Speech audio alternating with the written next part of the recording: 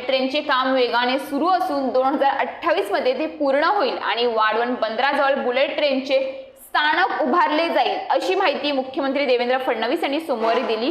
राज्यात रस्ते, railway, bullet train, जलमार्ग, बंदरे आणि विमानतळ आदी पायाभूत सुविधा प्रकल्पांची कामे मोठ्या प्रमाणात सुरू असून या विकासाच्या परिस्थितीमुळे महाराष्ट्र देशाचे नेतृत्व करेल असा विश्वास त्यांनी व्यक्त केलाय।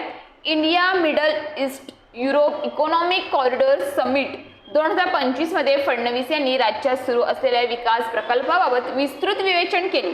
मुंबईत सागरी किनारा रस्ता, अटल सेतू आणि विविध मेट्रो मार्गाचे प्रकल्प सुरू असून या सर्व विकास कामांमुळे मुंबईत सुमारे 50 अब्ज डॉलर पर्यंत गुंतवणूक होण्याची शक्यता आहे। पालघर जिल्ह्यातील वाढवण बंदर हे सध्या अस्तित्वात असलेल्या JNPT पेक्षा 3 पट मोठे असणार असून ते प्रवेश नियंत्रित महामार्गाद्वारे नाशिक आणि समृद्धी महामार्गाशी जोडले जाणार आहे। वाढवण बंदर परिसरात नवीन आंतरराष्ट्रीय विमानतळ आणि चौथ्या मुंबईचा विकास प्रस्तावित आहे असे फडणवीस यांनी सांगितले। नदीजोड प्रकल्पामुळे कोल्हापूर, सांगली आणि पश्चिम घाटातील पाणी उजनी धरण आणि मराठवाड्याकडे वळवले जाणार असून यामुळे भविष्यात मराठवाडा दुष्काळमुक्त होईल। तसेच समृद्धी महामार्गानंतर नागपूर गोवा शक्तीपीठ महामार्गाचे काम हाती घेतले जाणार आहे।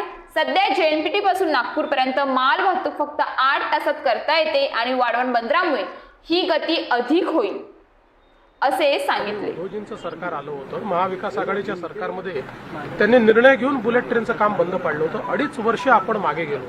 आज तुम्ही विचार करा की समजा आपण 70-80 हजार कोटी रुपये ज्याच्यावर गुंतवतोय त्याच्यामध्ये 2.5 वर्ष काम बंद ठेवणं म्हणजे त्याचा इंटरेस्ट कोणाचं बर्डन कोणावर येणार आहे, त्याची कॉस्ट कोणाला बेअर करावी लागणार आहे। त्यामुळे अशा प्रकारच्या निर्णयांमुळे गुजरातमध्ये बुलेट ट्रेनचं काम खूप पुढे गेलं, आपण मागे राहिलो। पण नवीन सरकार आल्यानंतर आम्ही तात्काळ सगळ्या मान्यता दिल्या, अतिशय वेगानं ते काम चालू केलं। गेल्या 2.5 वर्षात ते काम खूप वेगानं चाललेलं आहे आणि आम्ही आता जी नवीन टाइमलाईन आहे त्याच्यामध्ये ते काम पूर्ण करू।